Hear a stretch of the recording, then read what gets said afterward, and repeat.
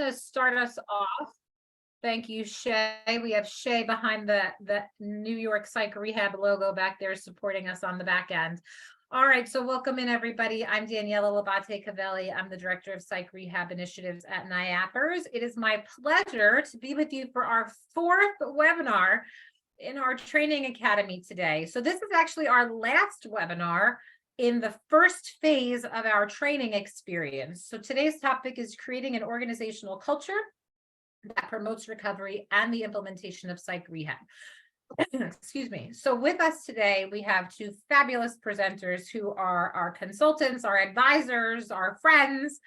So they're going to walk you through this today. But before we do that, of course, we have a little bit of housekeeping. So if we could just jump to the next slide. I don't know who's, I think Shay, you're controlling the slides today.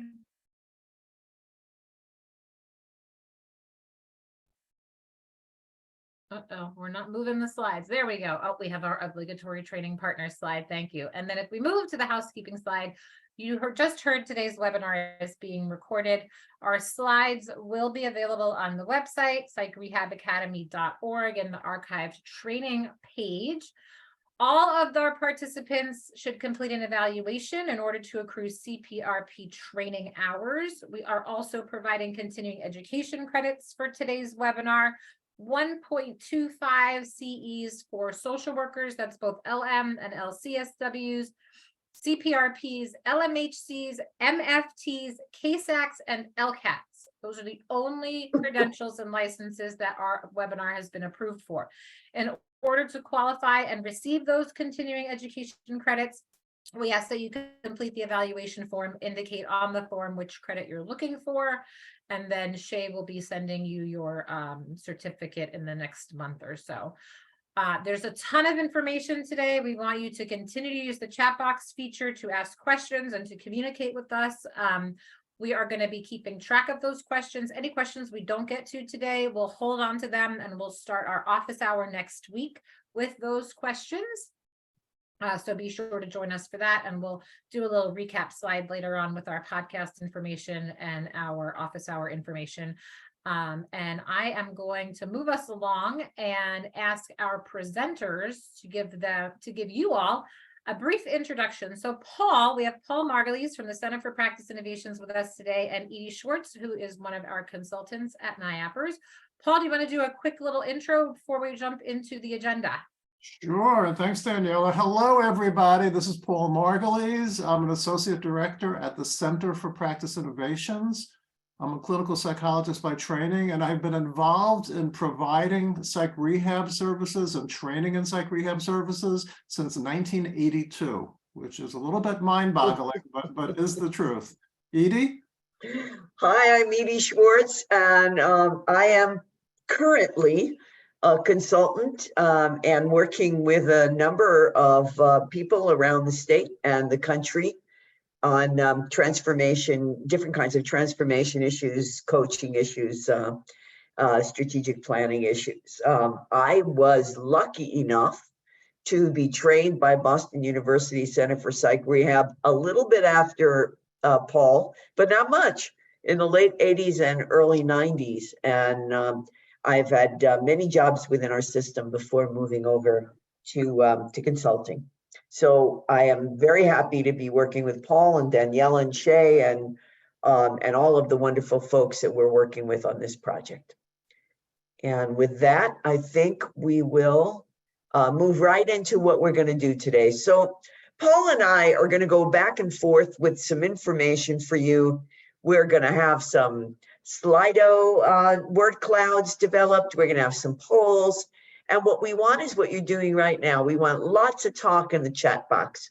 We've got a lot of food for thought, questions for you to think about, but we're also looking for answers in the chat box. And we're all going to be watching the chat box and trying to bring them up and talk about them a bit, because we want this to be an engaging, interactive session. So during this session, we have a few things in mind that we want to deal with. We want to talk to you today about organizational change and organizational culture. And we want to begin by talking to you about 3 kinds of organizational change and 3 phases of organizational development. We want to understand the impact of that change and development on practitioners. What does that mean for you? And we want to recognize a few things that managers and supervisors could do to help staff as they move through this change process. And we want to talk about something that that I learned through Marianne Farkas from the Center for Psych Rehab, the 3 C's of organizational transformation. So with that, we are going to get started. And the first key word, as you know, you need to know these key words for when you fill out your evaluations for your CEs.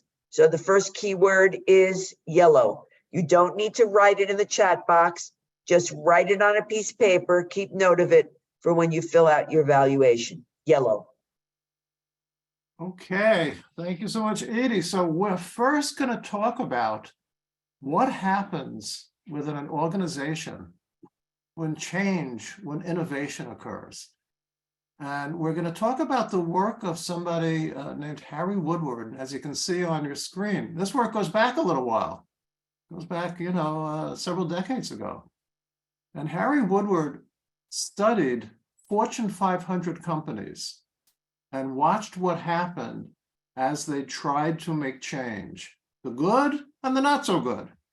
And what I think is so interesting, and I hope you'll agree once we go through some of this material, is the stuff that he discovered about Fortune 500 companies is no different than what it's like within our own agencies and organizations. And the lessons learned, I think, apply very, very strongly to the work we're doing. And, keeping in mind that this whole initiative, this whole psychiatric rehabilitation initiative, is about bringing innovation and change, to our agencies, to our programs, to our organizations.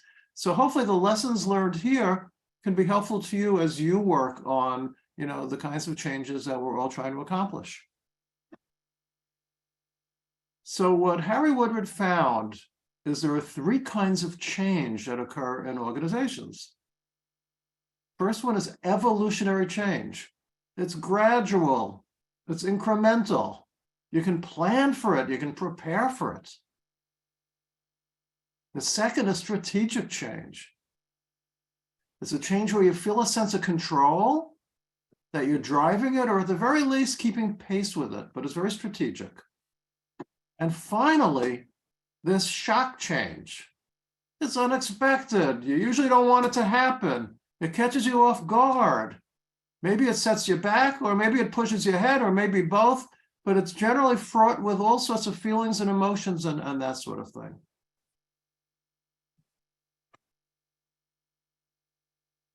Now, those of you who are in leadership roles or management roles, can probably identify with this, as well as folks who are in, who are providing services. What Woodward found is it's not unusual within these organizations for leadership to believe they're doing strategic change. They've got all these plans. They're in the boardroom. They've got all the stuff mapped out, all the steps they're going to take. Feels very strategic to them. But when you talk to the people who are really doing the work, it feels like a shock to their system. And that's a problem.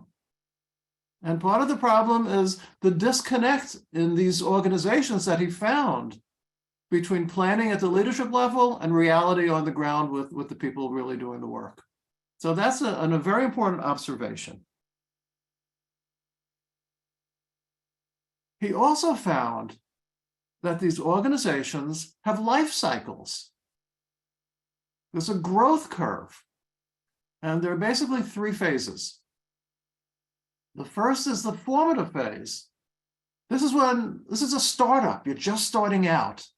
What are you trying to do? You're trying to invent yourself, discover what you're going to do, and begin to make it happen. Then there's what he calls the normative phase. This is when, you're no longer a startup. You kind of figured out what you're doing. And now the issue is, hopefully you're productive, you're profitable if you're trying to make a living, you have a regular way of doing business, a successful pattern, and you're efficient about it. Day in, day out, you know what you're doing. And lots of folks believe the normative phase is going to last forever. And what he discovered in these Fortune 500 companies, and I think we can relate to it, in the work we do, is that's not true. That ultimately things begin to change around you, and you need to change or transform your organization. He calls this the integrative phase. Things get uncertain. You need to plan for new growth, do things differently, because even though what you were doing was going well, the world around you has changed and the demands on you change. And so you've got to evolve and change as an organization. I would bet this feels kind of familiar for a lot of folks. So then he took a look at various things that happen in the organization. And the first question is, what about creativity? When you're formative, when you're first starting out, how's creativity viewed? And what he found was, at that stage, it's highly valued. You want to hire creative people. You want to really be thinking about things, what's the phrase, out of the box. Then you hit your normative phase. And now creativity isn't so valued so much. It's kind of a pain in the neck sometimes. You think you found your way of doing business or providing services, and you're not looking to make some changes. So creativity is less valued, he found. I'm not saying that's a good thing, just saying that's what he found. Then you get to this integrative transformational phase. Now what about creativity? Well, there are mixed feelings about it. In this phase, you need creativity to reinvent yourself, but it's also disrupting the status quo. But then he's looking at another thing. What about if you make a mistake, if you mess up? At the beginning, in the formative phase, it's expected. It's tolerated. If you're really trying to, develop a new program, agency, organization, you're going to make some mistakes at the beginning. That's expected.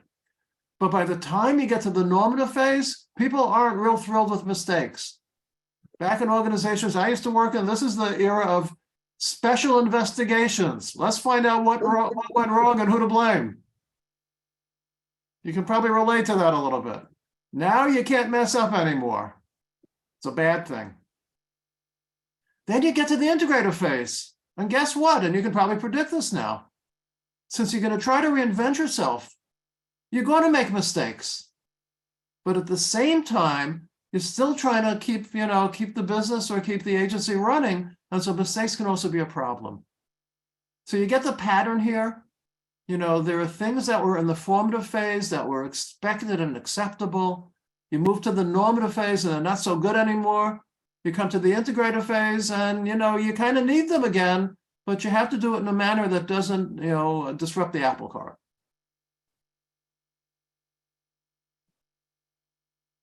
So let's talk about staff.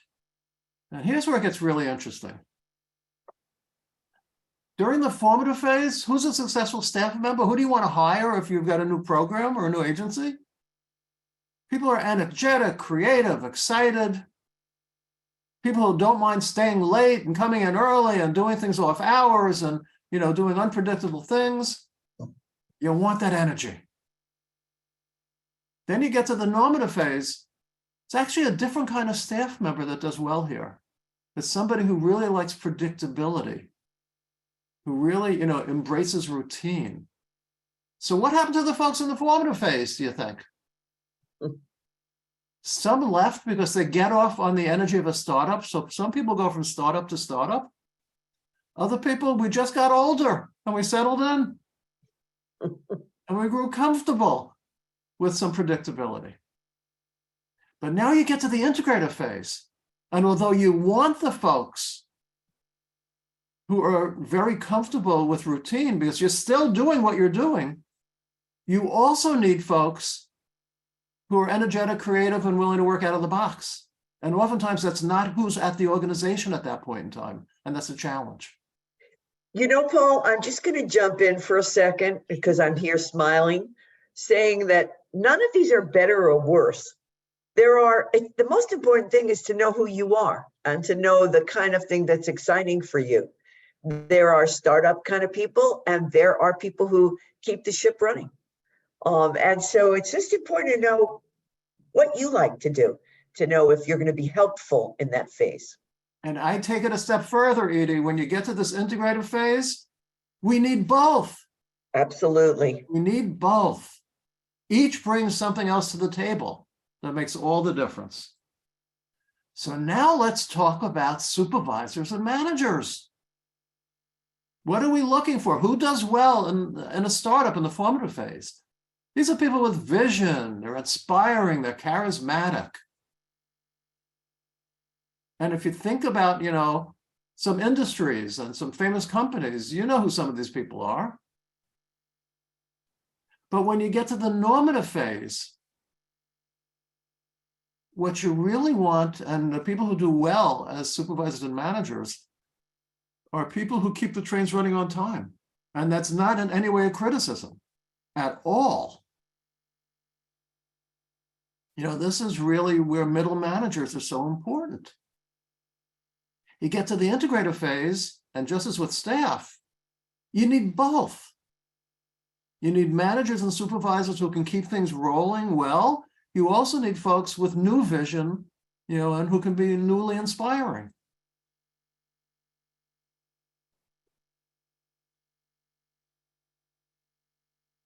So here's the kicker. And this goes back now 20, 30 years. What Woodward was finding in these Fortune 500 companies back then is a sense that these organizations were stuck in a permanent integrative transformational phase, that the changes kept happening so quickly that things rarely settled back down into being normative. It's what some people call kind of like whitewater rafting, constantly churning and changing, he found. And, I'm not sure that's changed in the 20, 30 years. No, I was going to say, I think that's where the healthcare system's been for a while. Yeah. And it's as true for us as it was for, the Fortune 500 companies. And so kind of a question here, given, assuming this is true, what are the implications for you if you're a leader or a manager or a practitioner? I think we have a minute or so. If people want to type up in the chat box, we'd welcome that. What are the implications of this for your work? Because for so many of us, this is where we are right now. Bring this down to what's going on every day with you, and chat in some thoughts and ideas. How does it affect you on a day-to-day? Because we are definitely taking that raft down the whitewater. Yeah. The contrast, you know what crew is? That's, very precision. You're in a boat on a river or on a lake, and it's very precision. So, go ahead, Paul. Yeah, and then whitewater rafting takes a very different set of attitudes and skills. Right. So we have constant anxiety. Well, it's exciting. Confusion, fear. Every day is a new adventure. Sometimes what's old is new again.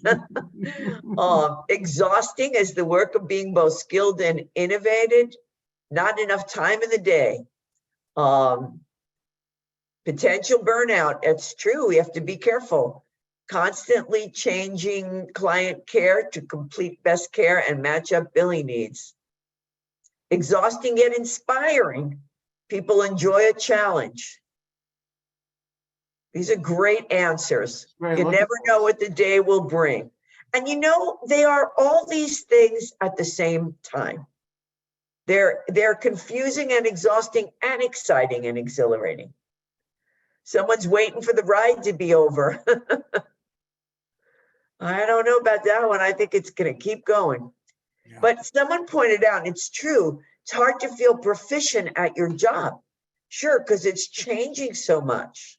Yeah. Yeah. No, it's very, very true. The only constant is change. Okay. We've got great answers in there. And they're all true. People get it. Absolutely. This whitewater rafting really captures it, in many ways. So let's see, we're going to move ahead. Okay. Okay, the fun time. Then what he found was that people want certain things under these circumstances, and they get certain things. And so we want to do word clouds, which is Slido. And the first one is, what do you think people in transition want? Okay, so Shay, I think you have to move over to the Slido. There you go. And Daniela, you want to just dive in and give some instructions here? I sure can. Sorry about that, folks. I forgot to mention to have your cell phones nearby, because you're going to use your camera, and people are already doing it. You're going to use your camera to scan the QR code and then start typing. If you want to use the web browser, you just go to slido.com and add in that code 3669165. And look at how, you see the bigger name, the bigger word is the one that more people are putting in. So take a look at that, Paul. Support, Yep. communication. Support and communication, stability, boy. assistance. Look at this. Guidance. Guidance, acknowledgement of hard work, clear expectations, trust, growth. Wow. I have a feeling some of the folks responding have been in this place. You think? Yeah, I think so. Honesty. Wisdom, results, accountability. But look, support, stability, and communication are still larger. Yeah, Isn't that interesting? yeah.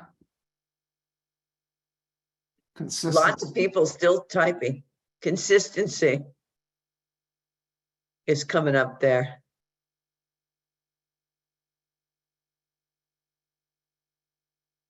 These are great. Fantastic. People still typing. This is wonderful. Yeah. You know, Edie, I think people can relate to this. I think it's making a whole I lot of think so. It's really, really interesting that what Woodward discovered in, say, Ford or Xerox or IBM 30, 35 years ago is true for our agencies today. And you know, Paul, because those of us who are managers know that even though we're managing nonprofits and we're working with people, we're still businesses and we're still organizations. And we still have to have a little bit of an eye towards working with that organization. But our organization is full of people for people. And so we have to listen to what people in transition want. Yeah. Maybe we should flip over to what people in transition get, huh? Yeah, let's do that. So that would be the next Slido. So we're going to go to the next one now. Sorry for anyone we cut off. Apologize. So what do you think they get? You identified, we think very accurately what they want. What do you think they get? And by get, it means by managers and leaders of their organizations, supervisors. Oh. Look how big that word confusion is. So it looks like in some ways, we're not understanding organizational change enough to be helpful, as helpful, I should say, as we can be in making change happen. And that's partially, by the way, why we are doing this webinar today, because we feel that there are ways that we can help in transition and make it less confusing, less frustrating, less stress, less pressure, because this is what you're feeling that people in transition get and feel. Now, there's some positives in here. They get experience. I'm looking for another positive. Not many there. Respected. But there aren't new ideas. There are some. It can be done. But I think we need to put a little bit more attention on organizational change so And that we're we gonna talk don't have this. Yeah, I'm sorry, Adrian. We're going to talk in the next few slides about ways in which this can be done. So perhaps we can wind this one down. Yep, Very helpful, folks. Thank you so much. And you grasp it, you get it. you do. And Shay, if we can, once we do that, please move to the next slide. Okay. So here's what else he found. Once change happens, as it's happening, what do people lose? And what he found is basically three things.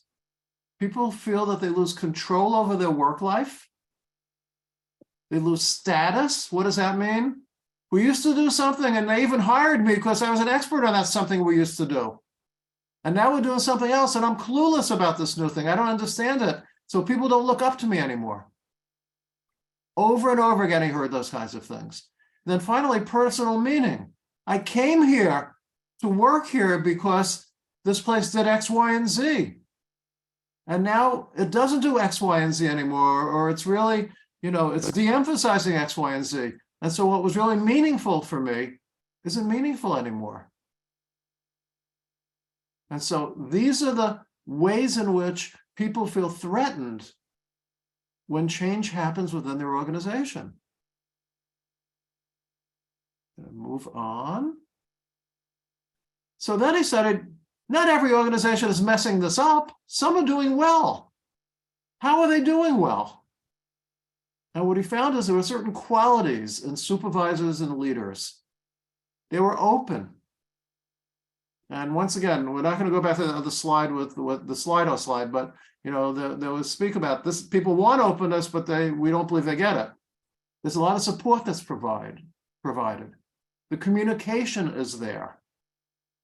And they're willing to do some experimentation as well. So this almost, you guys didn't see the slide before, but this kind of summarizes those two Slido slides, This is really the point of it. There are things that we as those of us who are supervisors or managers, things we can do, attitudes we can bring that can make all the difference in the world so that people can regain their sense of control and status and personal meaning in their work. And our hope is through the Psych Rehab initiative, we can help you all with that. So what do you need to help get through the process? We need to acknowledge realities and validate the sense of loss. So what does that mean? One of the worst things that happens in organizations, Woodward found, was when leadership comes in with a new change, and all they do is cheerlead the new thing, and they pay no attention to what they're giving up. Cheerleading is not a good strategy. You have to acknowledge things are changing. They really are. And here's why. And they're not for bad reasons. But we understand there's a sense of loss for you. And we want to work together so people can regain a sense of control and status and personal meaning in what we're doing here. And this is a process. It's going to take time.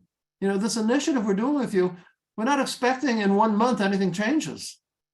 It's going to take a while, and that's okay, and as it should be. And to the extent possible, we want to involve everybody in the planning and decision-making, so we all have a stake in it.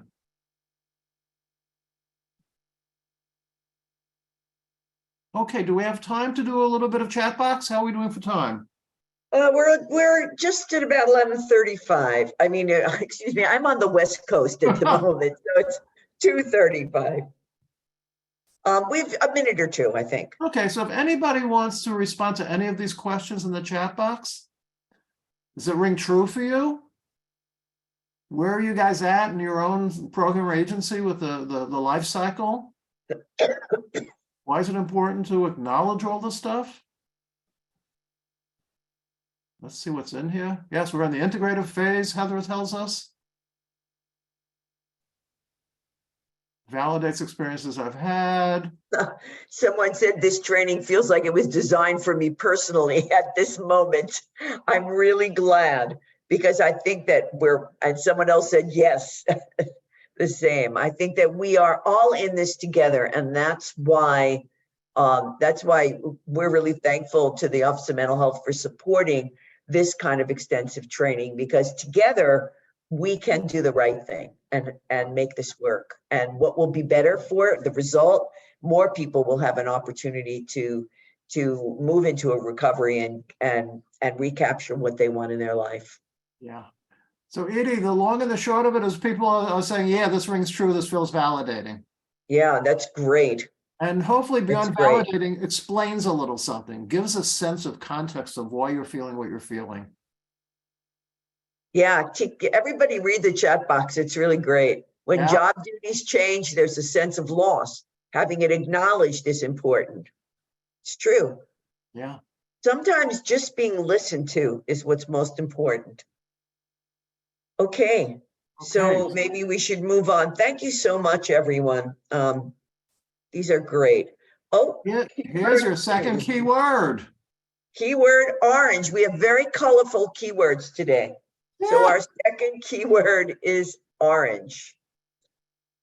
And you know, somebody actually said in there, people don't like change. And you know, some people don't like change. In general, humans do tend towards not liking change, but some people love change. And those are the kind of folks that often go from agency to agency or program to program in that beginning phase. And I'm actually one of those people. So I kind of like to remember that it's good to know who you are, I say again, you know. So let's dive now. My part of it is really fun. It's looking at what Paul's brought up, the Woodward piece, and saying, okay, well, when you guys leave this webinar, you need to have some tools at hand to actually do something. And, you know, what is it that you can go out and do? And so I'm going to begin with this 3 C's. And this is a wonderful article. It's in our resources. And what it talks about is, in order to change, one of the things we need to do is sort of assess and develop where we are in these 3 areas. And I'm going to go over them for you on the slides coming up. It's culture, organizational culture, which is really about what it's like in your organization. What are the values you hold? What are the rules? What are the spoken and the unspoken ways that people do things? The second is commitment, which is, do you really believe that any of these changes are going to have anything positive, any positive outcomes for you and the people that you work with? And also, is it possible? Is this pie in the sky, or are these changes, this shift going on, going to be better? Is this psychiatric rehabilitation training that you're going to learn going to actually have a better outcome? And if it is it going to be supported by your organization? And capacity, which is why we're here, which is that we're not expecting people to change without some knowledge, attitudes, and skills which you bring to the table, and which we're hoping we can fine tune a little with this approach to help you get to where you want to go. There'll be much more about this later. I want to take just a minute to say something you all know, which is that all of the work we do needs to be done through the recovery lens. And through the recovery lens, we have the basic principles we function on, which is that recovery for everyone is possible. It can occur on its own. It can occur with professional intervention, but also without. It's much more than symptom reduction, and it occurs even though somebody might still be experiencing some symptoms. It's very individualized. We all have our recovery journey look differently. It's individualized to who we are. It occurs most often when there is someone who believes in us and believes that we can move through. And one of the things that always rings true for me is that sometimes the consequences of the things that we're dealing with are more difficult than recovering from something we're experiencing. And the consequences of life for many of the people that we work with and ourselves who have gone through issues of mental health challenges are poverty, unemployment, loss of self and idea of self, loss of friendships, and being able to partner and raise children and have the kind of life that we wanted. And those consequences are the things that we want to make sure don't occur or minimize as we do our work.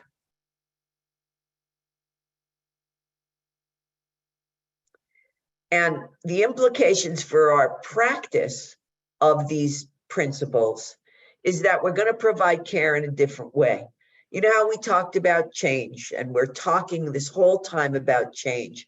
There's a shift that we all have to do, not only in our thinking, but in our action. So that just having someone, you know, if you're a clinician out there, it's really important to help people to get on top of those issues that are disturbing them, but that's not enough. And that when somebody leaves care and goes out to try to find a life, that could be a sign of health, not a sign of the old ways when we talked about resistance. And also that people know what they need. They are the captains of their own ship. They are the people who know best what's good for them. And I think it's really important that we look at what they call the social determinants of health and the consequences of being labeled with a mental health challenge. And that goes to that issue of the consequences of illness or challenges. Because unfortunately, no matter how far along we go, there's still stigma all the time. Look at the rules and the laws that begin to get enacted. Look at the way that that people look at folks who have anything that might be different from others. And I think the most important part for our practice and for the way you're going to practice, the way you do practice, and how you're going to integrate what you learn in this training, all of these trainings, into your practice, is to instill hope and the belief that change can happen and that everyone can experience something positive and some kind of positive change. And you know, I've been in this field a long time, and so I totally understand that sometimes we see people and we begin to forget those things. But if we open our eyes and we look at all of the folks that we come in contact with, we know that there is so much ability for all of us to recover and to get the life that we want. And so I just think with all the bureaucracy that swirls around us, you know, I'm always saying, if you've heard me speak before, keep your eye on the brass ring. And that's how you instill hope and belief that change can happen and be positive, because don't lose sight of what everyone is in this for together, both participants and practitioners, which is to get the kind of life they want. So with that little commercial for recovery, we're going to talk a little bit about why we should make these changes. And again, for time, you'll have these slides, they'll be posted. I'm not going to go through every one of them, but we want to make these changes. We want to change our practice. You know, you're offering good service now. You're a good practitioner. You're a good supervisor. We know that. So we're not saying you need to make a major change, but we're saying that we have some techniques and some practice that can help you be even better at what you do. And why bother? Because people get better, and that makes us feel better. And I think that it's really important that we see that that it helps us. It helps us feel good as staff when people respond and get better, and they do. If we help them in a way that is respectful, that helps them regain what they need. On the administrative level, your revenues will increase. You know, everyone is always saying you got to make more money, you can't support yourself. Well, when people get better, they send more people, and more people realize that utilizing your services works. So your revenues increase. Ultimately, this sharing power is so much better for us. Having every burden on your shoulders, it's not realistic and doesn't feel good. And it's not helpful because we all have to take responsibility for ourselves, whether we are the participant or the practitioner. And so this kind of approach that we're suggesting really makes both staff and participants feel empowered. And that will make staff retention improve. And participants rediscover, follow, and attain their dreams, which is what life ought to hold for all of us. So let's talk a little. So we can chat in the chat box as you read these. We can just think about it. You know, when you hear this kind of talk about change and organizational change, do you think you need to rethink how you deliver services? I know for me, it was a long time ago, but I had to really rethink the way I delivered services. And Paul, I think you did as well, right? Oh, yeah. Yeah. And Paul and I were already attuned to working in this way. It wasn't like we were, you know, strict traditionalists, but we still had to rethink what we were doing.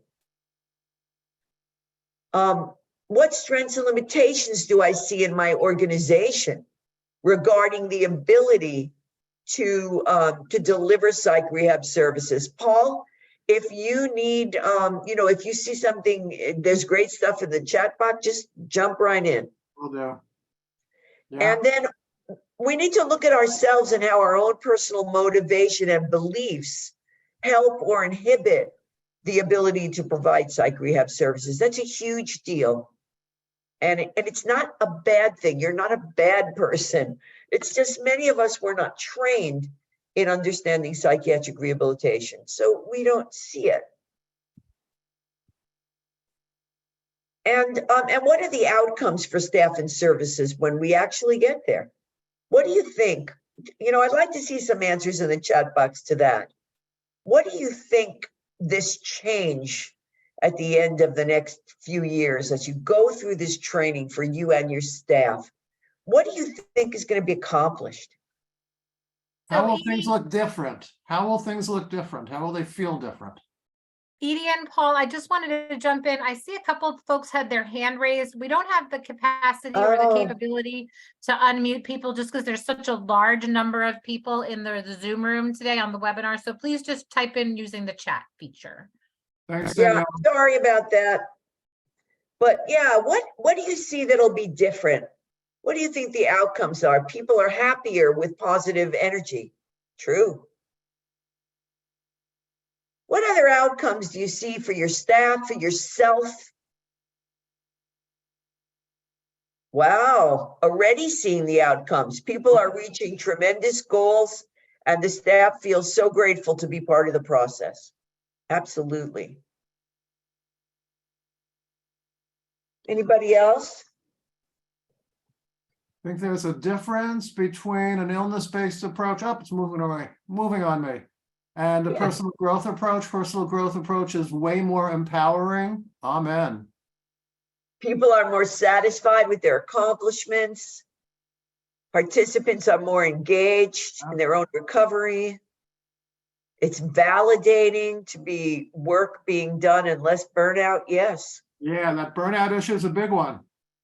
Oh gosh, yes. People feel respected. You know, the fact that we've only just begun and some folks are already observing some changes is a wonderful thing. It is. It absolutely is. All right, I'm going to move on. Happier when goals are self-directed. You bet. I'm going to move on and get into some very concrete things, which I always love to do, on things that you can walk out of here and actually do today or tomorrow, because to me today is earlier, but for you it's the end of the day. So you remember the 3 C's. So now we're going to go over the 3 C's a little bit and talk a little bit about things that you can do to encourage them. So here's some tips to encourage culture change. everyone, and please feel free to chat in if you're seeing something here that you do well, if you're seeing something here that's missing, if you feel anything about any of these things, please feel free to type in any kind of comments. Paul will jump in and share them, because there's a lot of them, and I just want to get through them, but you will have them in the slides. So in order to encourage culture change, you want to make sure that you have a very clear mission and that your organization supports only things that are consistent with your mission. And you want to make sure that people in recovery and people with a lived experience are included in all aspects of planning and policy development. That means in your service, in what you are providing in your division, and if you can have an impact in your agency as well. There's many things that have been said about this, but if you want to provide a service that's really reaching the people that you're serving, then ask them what is going to help and bring them involved in the development of that service. Always make sure that you're stressing outcomes and over process. Process is great, but you want to make sure that you always have that brass ring in your eyes. Enough with we have so many medical outcome data that we have to collect. Remember about quality of life and recovery-oriented data. It's great to be in control of symptoms, and we certainly want to reduce hospitalizations and unnecessary use of emergency rooms, but we want to make sure that people have a life. What is it that we're doing? One of the things I note is that if you have some kind of group service or individual service and you believe in recovery-oriented services, then what you're offering are ways to date, ways to raise children, ways to find a place to live, ways to get a job, ways to keep a job, ways to know what job is best for you. Those are quality of life and recovery-oriented data. Make sure that you go to trainings to understand what's going on. Keep yourself at the cutting edge of service provision, and make sure that you identify obstacles to change and you implement corrective action. If there's something that's stopping the change in your organization, let's take a look at it. How about that commitment piece, that belief that the change is going to be positive and possible? So here are some tips on dealing with that. Use your team, use positive relationships, work together, listen. Make sure that those teams are practitioners and participants and management. Talk all together about how to make things better. Be open and honest. Remember the Slido? Communicate. Be transparent. Make sure that policies and procedures and regulations encourage and incentivize psychiatric rehabilitation and recovery-oriented practice. If you are a manager, look at your policies and procedures. Look at the language. Are you using person-first language? Are you making sure that the policies and procedures that are in place in your organization really are recovery-oriented? And remember we were talking, Paul was talking about how quickly change happens. Sometimes we change too fast and we don't bring the documentation and paperwork along with us. But if you want to encourage commitment to change, it's on every level, not just the communication and the openness, but what's in writing. What does your EMR say? What do your policies say? How does your intake work? How are you offering these services? Clarify objectives and goals. Make sure that everyone is on the same page. Start a transformation team. We're going to talk about that a little longer. And make sure that participants are involved, that people in recovery with a lived experience are involved. Make sure that team is made up of people on different levels to show that commitment. And make sure that you're supporting only services that are consistent with your vision and your mission. Here's a great chat answer. Being open-minded in trainings and engaging, even when uncomfortable, has helped this person to grow. And I think that's really important. Be open, be honest, be transparent. Here are a few tips to encourage that capacity piece. How do we actually grow? That last chat I just talked about is one way. Be open-minded when you go to places, when you learn training, and offer concrete tools for practice change. You know, that's what we're trying to do here. That is what's going on in these trainings. Is we're not expecting you to change all by yourself. We are in this together. We are one big team, and we're being very concrete about the tools to use so that your toolbox is expanded. Create supervisory structures that reflect on and promote psych rehab practice. Look at your supervisions. Are you providing them in an open, honest way that supports psychiatric rehabilitation? Look at your job descriptions. Are they clear? Do you understand the expectation of your job? When you hire new people, are you being clear about what you're expecting? Your evaluations, what do they look like? Are we measuring knowledge and performance in psychiatric rehabilitation? You know, one of the things I did further on when I was the CEO of an agency in Putnam County was look at job descriptions and look at performance evaluations, because the folks who were with me, they were offered concrete tools for practice change and were trained in psychiatric rehabilitation. But as I began to hire new people, I wanted to make sure they understood that this was a place to come if you believed in recovery and you were willing to practice psychiatric rehabilitation, and not to pass judgment on anyone. But I remember one doctor saying to me, "It's great what you're doing, but this is not a place for me. I'm not willing to have a participant sit with me and add to the treatment plan." And you know what? That's great. That's his way, but he could not be a part of the team at my organization. So be upfront, be clear. Look at your performance evaluation.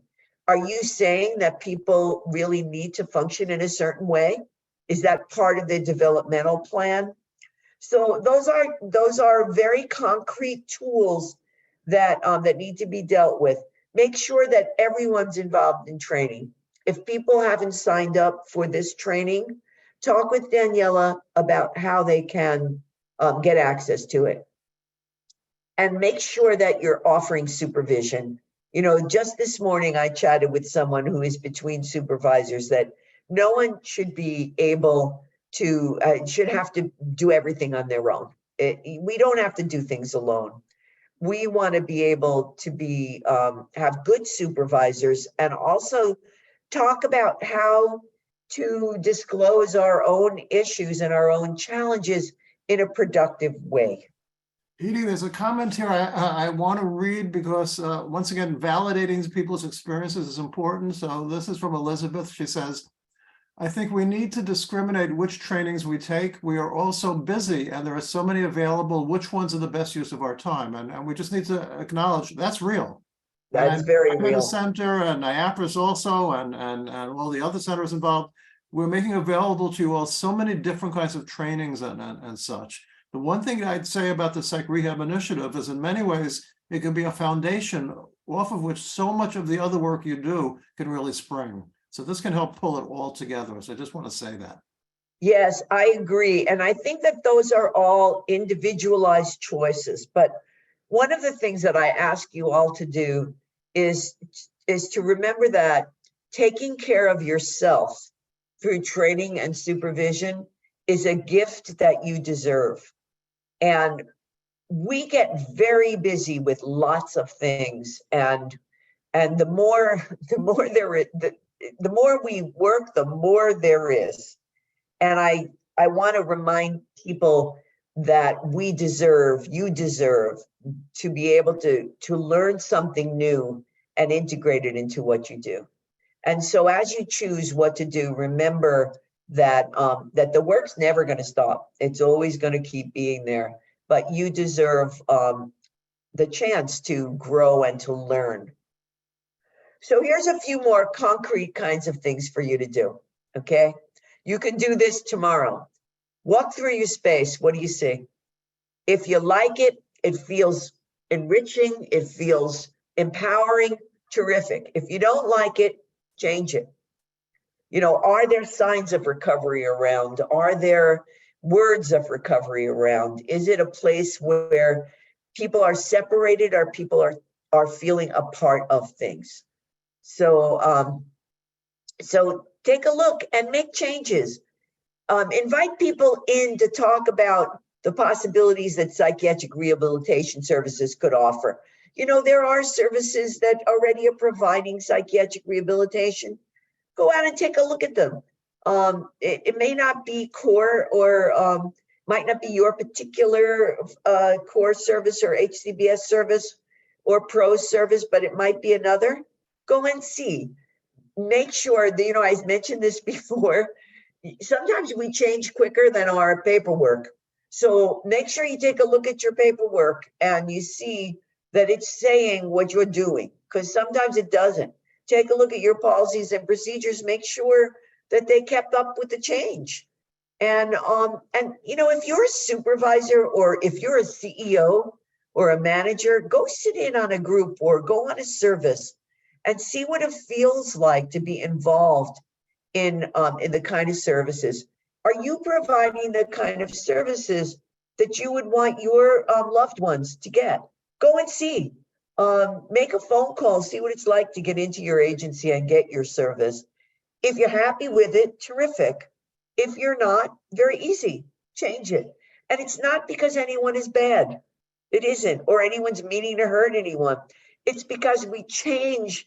Look at all that change that Paul talked about. We change so quickly, and sometimes we just don't keep up with those changes. And make sure you share information. Make sure that you create committees, that you're talking with people. Make sure everybody is informed. I talked a little bit about a transformation team, and in this project, we are asking you to actually form a transformation team. And so you will be talking much more with your consultants about forming this transformation team and someone who can really help guide the change. So I'm going to move forward from that. This team that you're going to put together are going to really be the guiding force for looking at many of these things I've spoken with you about today.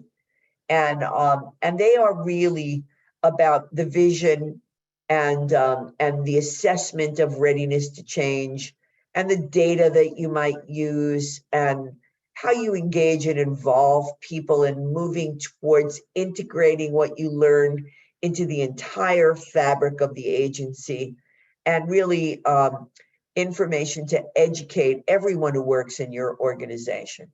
And so these teams will begin, I think, to be formed fairly soon, right, Daniela? Our transformation teams. Oh, go ahead, sorry. No, we will begin to be asking people to form these transformation teams soon, right? Yes, and there's already agencies that are talking to their consultation teams about wanting to integrate psych rehab at either the program or agency level. So we're starting those conversations now, and we're already gathering lists. Wonderful. So from a kind of big picture point of view, you know, again, these are just things to think about. What does the changing healthcare landscape mean for me? You know, if I'm a practitioner or a division director or a supervisor, what do all these changes mean for me? And how does my service fit into it? And do I have the right resources and staff to make this change? And have I explored new ways to deliver services? Have I even thought about that with my staff? And how am I going to fit this into everything I do? And how long is it going to take to implement? Well, guess what? We don't have answers to any of these questions. These are thought questions for you to have on the horizon, because as we move forward in this training, it's going to be all individualized, but all of these things, all of these questions are going to come up in your mind, and you're going to figure out what the answers are. Some of you may know this already. And as we move forward, we're going to be there to help you answer these questions for your staff, your participants, and your organization. Because you know how we talked about psychiatric rehabilitation services are totally individualized for each person who's receiving them or working towards them. So is this training for your organization. It's totally individualized for where you are at and for where you want to go. And one of the things that as we begin to kind of close up here, that we want to make really clear is that leadership is really important in the change process. And so if you are a leader, one of the things that really one should look at is do I, am I the right kind of leader? Am I leading in the way that's helping to ensure change? And these are a few things out of a wonderful book called Principled Leadership that helps leaders. If you are a leader, I heartily recommend that you check out this resource. It's in our resources, because leadership can really ensure that this vision for change is shared and communicated, that it's inspiring, that it's relevant, that it's enacted, that it's potent, and that it shapes your future. And as Daniela says, remember that leaders are not just supervisors. You're right, Daniela. Anyone can be a thought leader at their organization.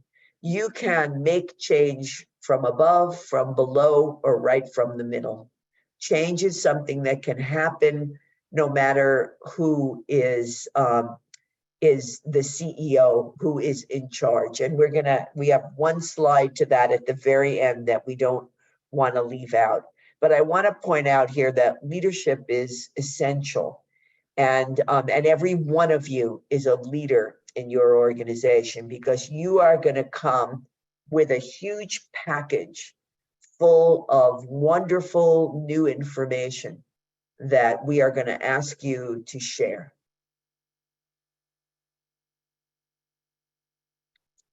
So how would you know if you were actually successful in delivering psych rehab services? Here are some tips, again, that you can do. You could hold focus groups and you can ask. It's always amazing to me that we still try to deal with people by knowing what's best for them. The best way to know if you're doing a good job is to ask the people if it's helping. The other thing we could do is gather stories of recovery. We could share them with participants, staff, and community partners, so that we are helping to make sure that people are feeling that the work is worthwhile. We can show them and increase that belief that change is possible by sharing stories. We can talk about how to evaluate services with participants and families. We can ask, how would you know if you could recommend this program to others? And that would be some of the ways that we could evaluate. And we could present the results of our satisfaction surveys right there. Let people see them. We have these surveys, and then we put them in the bottom of a drawer. Put them out. It's great marketing, and it also helps us learn whether we have done the right thing. And you know what, just to bring it on back for a minute to organizational change as we move over into our last point is you can measure how successful you are in managing change. If you are open to new ideas, if you can be support and team oriented, if you are good at communication and you have good communication, if you keep your eye on that prize and you're quality and data driven, and if you're willing to experiment. You know, if you are the kind of person who cannot move forward in this way, again, you're not bad, you're not doing bad work, none of that. However, it may not be for you. This transformational change may not work for you. So it's, again, just something to think about. The truth is, this kind of stuff can be very exciting.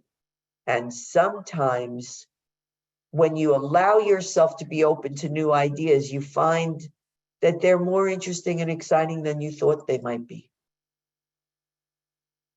Well, okay, thank you, Edie. We've got a few minutes and we're going to talk a little bit more about leadership. And this is taken from the work of John Kotter, who looked at how leaders can make transformation happen or not happen. So here's a big picture kind of takeaway for you. Successful agencies were led through a change process through a series of phases without skipping any. It takes time. There are steps involved. And critical mistakes by leadership in any of these steps can have a huge impact. It can slow momentum. It can help get in the way of getting there. So there are 8 steps, and we don't have the time to go into great detail with these, but we will have a handout that we're going to make available in a minute or so that goes Actually, into... it's in the chat box now, Paul. Shay, Oh, thank you. excellent. Excellent. So basically, these are the things that leaders can do to help make change occur. Remember what we said before, like an hour or so ago? If you can remember back an hour ago, we looked at what supervisors and leaders, you know, are expected to do in the normative phase, which is basically make sure things keep going okay. And then what they're expected to do in this integrative or transformational phase, and that is to be transformational leaders that once again inspire and do strategic things to help change occur. These are what can happen, or what can make a very big difference in that integrative transformational phase. So you want to create a sense of urgency, meaning this stuff's important. We don't have the luxury of not moving in a direction because the world's changing and people have different needs and different expectations. And as Edie's been talking about, you want to have a guiding team. You want to have people, you know, who can help pull this together. You want to make sure you have a clear vision and that everybody shares the vision. So it means communicating that vision. You know, here's what we're looking for. I mean, I can't tell you how many times I've worked within organizations and programs and stuff where I hadn't a clue what the vision that leadership had was. Really, it was never communicated. So you want to make sure the vision's clear and you're communicating it. And then you want to get the obstacles out of the way. If you encounter obstacles in making change, it means you're on the right road, not on the wrong road. If everything's going super smoothly, something's wrong. And I can't emphasize that more strongly. Change and innovation, you know, isn't smooth. There are bumps along the way. So you want to identify what those obstacles are, and you want to remove them as best you can. And that's something that everybody in the agency and the program can be working on together. It's not just the job of the CEO or the clinical director. You want to make sure, as you're starting out, that you create what they call short-term wins, meaning you start with the stuff that's doable. And as you can accomplish the stuff that's doable, other stuff becomes doable. So you want to build momentum by making some changes as you can quickly. And you maintain this momentum and you don't let up. You know, what's that old phrase? This is a marathon. This isn't a sprint. Right. And you know, the person who gets out ahead in a marathon isn't usually the winner. You know, you really want to keep a steady momentum and keep moving ahead. And then you want to make sure that you make changes stick. So what does that mean? Implementing something is not the same thing as sustaining it. In order to sustain the wonderful innovations that you're going to make happen, you want to make a point of thinking through how do we sustain it. And sometimes it has to do with policies and procedures and who you hire and how you train them and all sorts of things that help to make the changes stick. That was a very quick overview. To get the more detailed version, as Edie says, the handout's available to you, and you can see for each of these 8 steps, there's lots of detail there. Your final keyword, Well, your I third just keyword want to is green. interject real quick. Paul, we're also going to be posting that PDF on the website along with the PowerPoint. So if you can't download it from the chat box, no worries. Oh, great, Daniela, thank you. Third keyword, green.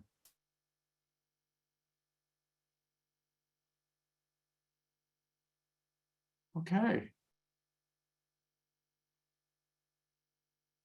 And so now we have another poll. Where are you currently among these steps? Yeah, so I guess you do this poll, there you go, the same way with the QR code. So scan your QR code and fill in where is your agency currently. Have you build the guiding team, get the vision right, remove obstacles, make changes stick.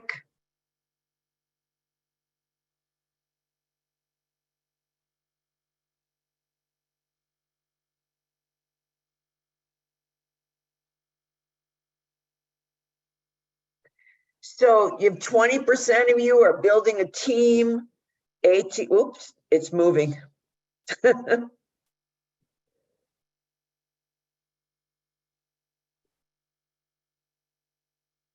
It's got it moving all over the place. We're gonna have to wait a little while longer till it comes back. Shay, does this give a result or this is the result right here? This is the results right here. It's showing you the live results. Okay, good. So as soon as it gets a little quiet. So most people are into the momentum and the obstacles, I would say, right, Paul? Yeah, that's what I'm saying, which makes sense. Absolutely, that's where you are. And there's a lot of people building a team, which is great. And I don't think we're ready yet for the short-term wins and the making the changes stick. No, We're just in not the there. process. Yeah, we're just in the process of really, you know, unfolding.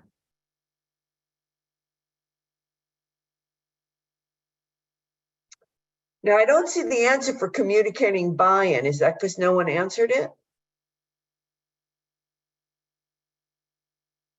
Oh, okay, I would Because say. the screen is, there was too many questions. Like, Oh, There we go. There we go. It's just, it's too, I got it. there's too many, there's too many options. So it's just. All right, so, but this is good because most people already have the sense of urgency and have already communicated the buy-in. So that is great. So I think the stage we're at here is really removing obstacles and building that guiding team and maintaining the momentum. And I like that. That's really where everyone should be, right? So I think that's really a good place to be. Okay, do we want to? Edie, one comment. I'm also saying that, you know, we have what, 84 responders here, and there are, you know, at least numbers of people doing each of these, which means that as we go along, people can really learn from one another. Yes. You know, as we move through steps, as different programs and agencies move through steps, there are others who are there or have been there, and we can do a lot of sharing and learning from one another, which is great. Absolutely. Why don't we go to the next slide? so that we can talk a little bit about how to do that, things you can do if you're not the supervisor or leader. I think it's important to get in before we close. And thank you very much for the poll. Appreciate all the responses you're doing. All right, let's see if I can get it off of this. I think you're gonna have to help me. There we go. Nope. There. Okay, excellent. So we wanted to just touch on this a little bit because a lot of the pieces that that Paul and I talked about today appear to be things you need to be a leader or a supervisor to do. But I think it's really important what Daniela said, which is that everyone can be a leader, even if you're not a supervisor.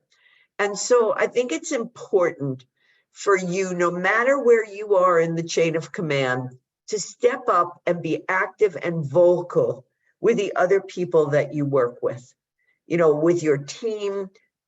Make your voice heard. Know your voice and make it heard. Be active when you participate in these trainings and support activities. Give it 100%. Be active. Be there. Be open to what you hear, and that will help you really fine-tune your skills by listening and learning, and then use those skills. Everyone who has been enrolled in this project is expected by their leaders and their supervisors to use what they've learned to work with participants. So use them and talk about them in supervision.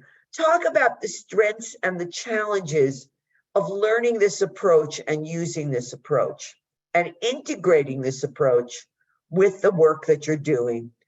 Be open and honest with your supervisor. And if you don't have a relationship that's open and honest, which unfortunately not everyone does, do your best to be able to present the challenges that you have in a way that's acceptable and can help you. Because what you want is someone who can help you move through this training and integrate it. And we will be having those on-site trainings where you'll be able to be open and honest about how you're doing with your work and learning how to implement it. Try to maintain your commitment to change despite anything you're encountering on the job. And I know that that can be difficult, and I don't say it lightly. I've worked in the field for many years, but do what you need to do to keep your commitment to change. You're here because you believe in the work you're doing and in your ability to do it even better than you're doing it now. And maintain that commitment that this change is going to make a difference. If for some reason it isn't going to make a difference in your whole organization, that's okay. It can make a difference in you. And if it makes a difference in you, then it makes a difference in the organization. Anthony wrote, "Make your own weather." And I agree. Let's do it that way. And make sure that you celebrate your growth and your ability to face change. And if someone isn't helping you celebrate, then you celebrate with us and celebrate with each other and help the other people in your organization to do that celebration, because you deserve it. You're working hard. You're going to help somebody's life be much better by implementing the tools that you're going to learn, and you need to celebrate that. You deserve to celebrate that. Daniela, I am going to give this back to you, and then we'll maybe have a few minutes for questions. I hope so. Thank you, Edie and Paul. There's lots of stuff in the chat box. I think there are couple questions that I grabbed from the beginning that we could probably get to today. Just want to remind everybody that we always have a podcast that comes out every month along with our webinars and our office hours. This month, unfortunately, our podcast is running a little bit behind. We had an issue with recording and had to re-record it. So unfortunately, it's not ready for you today, but we're hoping it'll be up and running for you next week by the time we get to the office hour.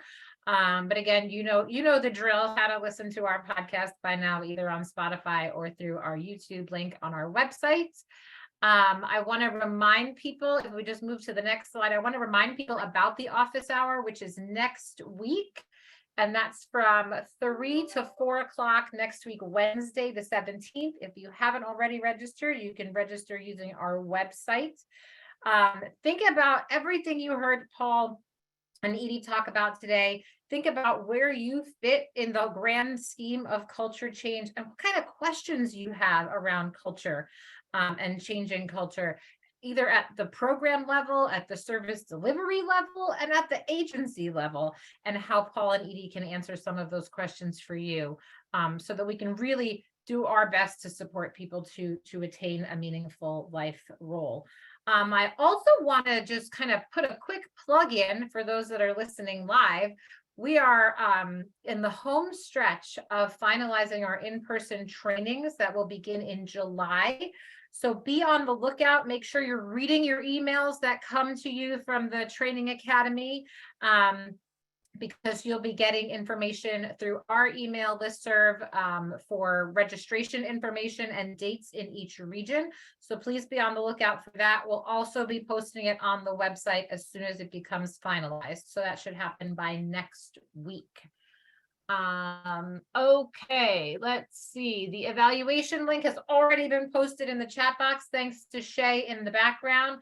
There were a lot of questions in the chat box around continuing education credits. So Shay, thank you for dropping that information in as well. Shay has been a complete rock star and has been making hundreds and hundreds of evaluation continuing education credit forms, certificates rather.